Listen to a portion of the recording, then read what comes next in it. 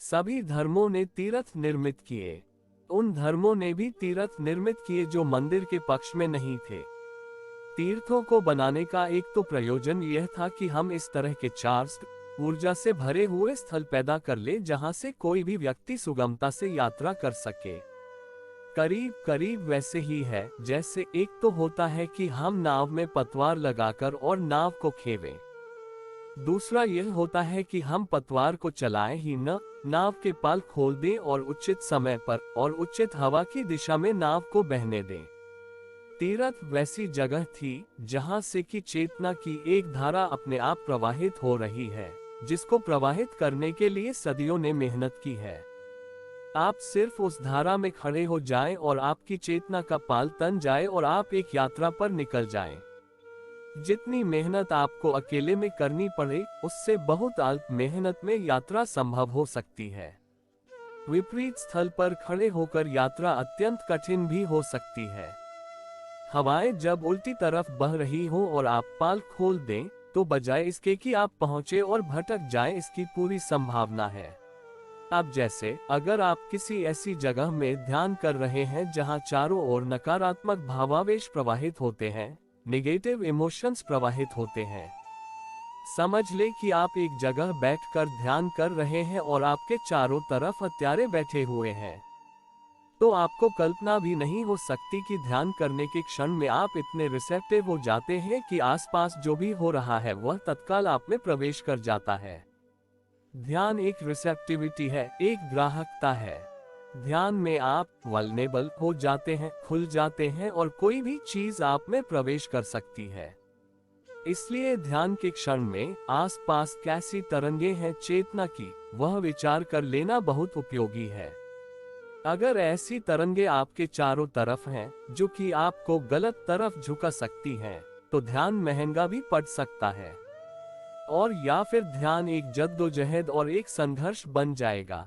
जब कभी ध्यान में आपको अचानक ऐसे ख्याल आने लगते जो आपको कभी भी नहीं आए थे, जब ध्यान के क्षण में आपको एक क्षण भी शांत होना मुश्किल होने लगता है कि इससे ज्यादा शांत तो आप बिना ध्यान के ही रहते हैं, और कभी अभी ऐसा लगता है, तब आपको कभी ख्याल न आया होगा कि ध्यान के क्षण में आसपास जो भी प्रवाहित होता है वह आप में सुगमता से प्रवेश पा जाता है। कारागृह में भी बैठकर भी ध्यान किया जा सकता है, पर बड़ा सबल व्यक्तित्व चाहिए। और कारागृह में बैठकर ध्यान करना हो तो प्रक्रियाएं भिन्न चाहिए। ऐसी प्रक्रियाएं चाहिए जो पहले आपके चारों तरफ अवरोध की एक सीमा रेखा निर्मित कर दें, जिसके भीतर कुछ प्रवेश न कर सके। पर तीर्थ में वैसे अवरोध की कोई जरूरत नहीं है। तीर्थ में ऐसी ध्यान की प्रक्रिया चाहिए जो आपके आसपास का सब अवरोध, सब रेजिस्टेंस, सब द्वार दरवाजे खुले छोड़ दें। हवाएं वहां बह रही हैं। सैकड़ों लोगों ने उस जगह से अनंत में प्रवाहित होकर एक मार्ग निर्मित किया है। ठीक मार्ग ही कहना चाहिए, जैसे कि हम रास्ते बनाते हैं सड़कों पर, एक जंगल में हम एक रास्ता बना देते हैं, दरख्त गिरा देते हैं और एक पक्का रास्ता बना लेते हैं, और दूसरे पीछे चलने वाले यात्री को बड़ी सुगमता हो जाए। ठीक आत्मिक अर्थों में भी इस तरह के रास्ते निर्मित करने की कोशिश की गई। कमजोर आदमियों को जिस तरह भी सहायता पहुंचाई जा सके, उस तरह की सहायता जो शक्तिशाली थे उन्होंने सदा पहुंचाने की कोशिश की। तीर्थ उनमें एक बहुत बड़ा प्रयोग है। तो पहला तो तीर्थ का प्रयोजन यह है कि आपको जहां हवाएं शरीर से आत्मा की तरफ बह ही रही हैं, जहां पूरा तरंगायित है वायुमंडल, जहां से लोग ऊर्ध्वगामी हुए, जहां बैठकर लोग समाधिस्थ हुए, जहां बैठकर लोगों ने परमात्मा का दर्शन पाया, जहां यह अनूठी घटना घटती रही है सैकड़ों वर्षों तक, वह जगह एक विशेष आविष्ट जगह हो गई। उस आविष्ट जगह में आप अपने पाल को भर खुला छोड़ दें, कुछ और न करें, तो भी आपकी यात्रा शुरू होगी। तो तीर्थ का पहला प्रयोग तो ये था। इसलिए सभी धर्मों ने तीर्थ निर्मित किए। उन धर्मों ने भी तीर्थ निर्मित किए जो मंदिर के पक्ष में नहीं थे। यह बड़े मजे की बात है, क्योंकि मंदिर के पक्ष में कोई तीर्थ निर्मित करे धर्म समझ में आता है, लेकिन जो धर्म मंदिर के पक्ष में न थे, जो धर्म मूर्ति के विरोधी थे, उनको भी तीर्थ तो निर्मित करना ही पड़ा। मूर्ति का विरोध आसान हुआ, मूर्ति हटा दी वह भी कठिन न हुआ, लेकिन तीर्थ को हटाया नहीं जा सका, क्योंकि तीर्थ का और भी व्यापक उपयोग था जिसको कोई धर्म इनकार न कर सका।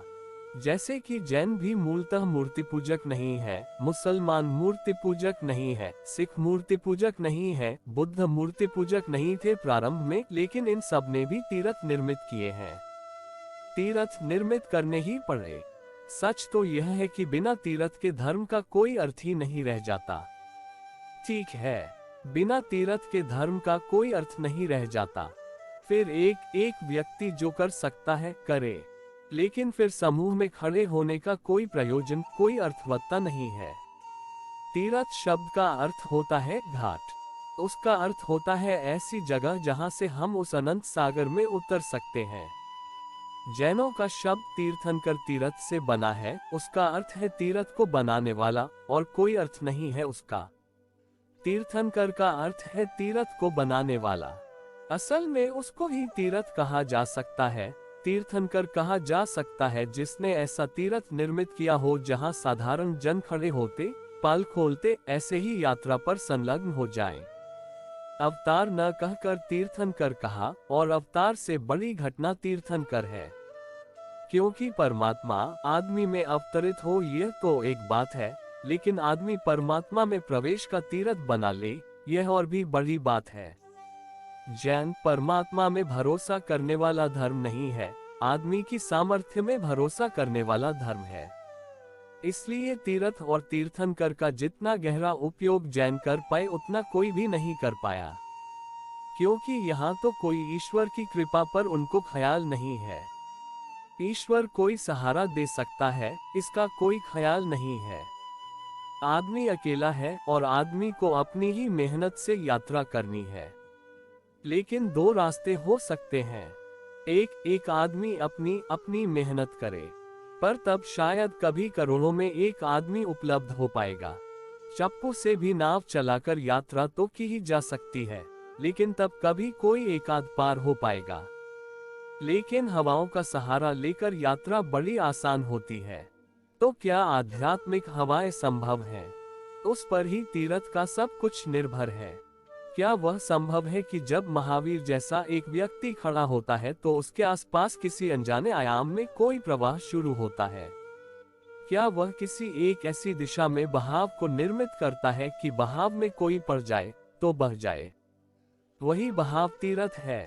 इस पृथ्वी पर तो उसके जो निशान हैं वह भौतिक निशान है, लेकिन वे स्थान न खो जाए इसलिए उन भौतिक निशानों की बड़ी सुरक्षा की गई है। मंदिर बनाए गए हैं उन जगहों पर, या पैरों के चिन्ह बनाए गए हैं उन जगहों पर, या मूर्तियां खड़ी की गई हैं उन जगहों पर, और उन जगह को हजारों वर्षों तक वैसा का वैसा रखने की चेष्टा की गई है। इंच भर भी वह जगह न हिल जाए जहां घटना घटी है कभी। बड़े बड़े खजाने गड़ाए गए हैं, आज भी उनकी खोज चलती है। जैसे कि रूस के आखिरी जार का खजाना अमेरिका में कहीं गड़ा है, जो कि पृथ्वी का सबसे बड़ा खजाना है, और आज भी खोज चलती है। वह खजाना है, यह पक्का है, क्योंकि बहुत दिन नहीं हुए। अभी 1917 को घटे बहुत दिन नहीं हुए। उसका इंच हिसाब भी रखा गया है कि वह कहाँ होगा, लेकिन डिकोड नहीं हो पा रहा है। वह जो हिसाब रखा गया है उसको समझा नहीं जा पा रहा है कि एग्जैक्ट जगह कहाँ है। जैसे कि ग्वालियर में एक बड़ा खजाना ग्वालियर फैमिली का है, जिसका फैमिली के पास सारा का सारा हिसाब है, लेकिन फिर भी जगह नहीं पकड़ी जा रही है कि वह जगह कहाँ है, वह डिकोड नहीं हो रहा है। नक्शा जो है, इस तरह के सब नक्शे गुप्त भाषा में ही निर्मित किए जाते हैं, अन्यथा कोई भी डिकोड कर लेगा। सामान्य भाषा में वे नहीं लिखे जाते। इन तीर्थों का भी पूरा का पूरा सूचन है, इसलिए जरूरी नहीं है जैसा कि आम लोग समझ लेते हैं, और वह आम लोग गड़बड़ न कर पाए इसलिए बड़े उपाय किए जाते हैं। वह मैं आपको कहूँ तो बहुत हैरानी होगी। जैसे जहां आप जाते हैं और आपसे कहा जाता है कि यह जगह है जहां महावीर निर्वाण को उपलब्ध हुए, बहुत संभावना तो यह है कि वह जगह नहीं होगी। उससे थोड़ी हटकर वह जगह होगी जहां उनका निर्वाण हुआ।